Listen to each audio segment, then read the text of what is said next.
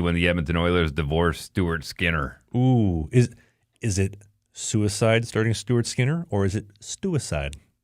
Let me know. I will say, and I'm going to be very clear about this, as somebody who has gone through a very similar situation, not through sports, but through their... through a divorce? No, but as far as going through a occupational hazard, we'll call it, I am not a fan whatsoever of what Stuart Skinner has been going through by the fans. By the fans. And he has been receiving some threatening messages through social media and other ways. His wife, too, and his family? Look, once upon a time, McCallum, going back to Regina, I think it was McCallum, he was a kicker for the Rough Riders, and this would have been back probably mid-2000s.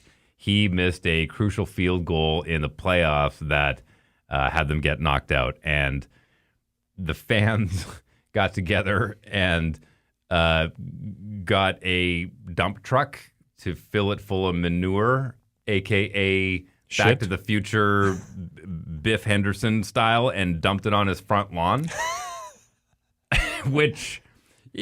That I can appreciate. I mean, that's creative. Nobody got hurt. He's got a pile of poop on his front lawn, basically telling him, like, you shouldn't have missed that kick, and that goes to show the passion of the players, which I appreciate. But when it comes to threatening somebody's family and somebody's life, I mean, that is not funny. There is nothing admirable about that. There is really nothing redeemable about that, and that's just visceral. So if I could speak directly to Stuart Skinner, as somebody who went through that, they're empty threats. Know that.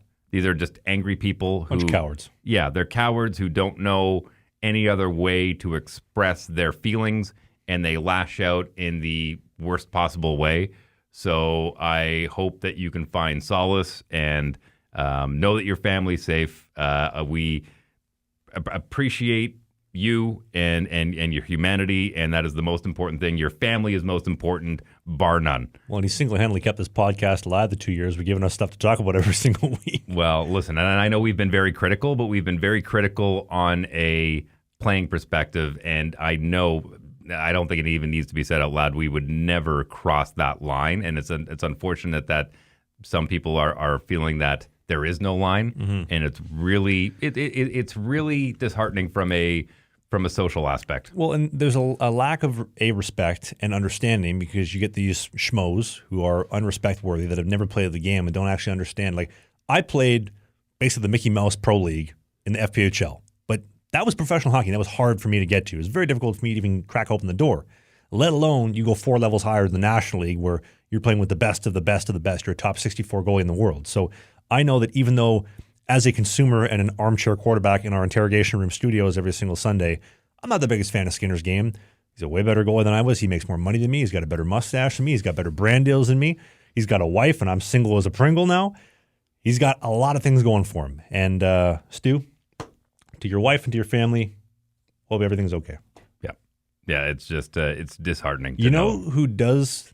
I mean, maybe they deserve death threats, is the NHL schedule makers, these scumbags. Okay, easy now. We do a hockey podcast called Sling the Biscuit every single Sunday. The clips, the bite-sized chunks are right here. Only the hits, the full-length show, which you don't want to miss, is right here. That's Dave. I'm Travis. We'll see you soon.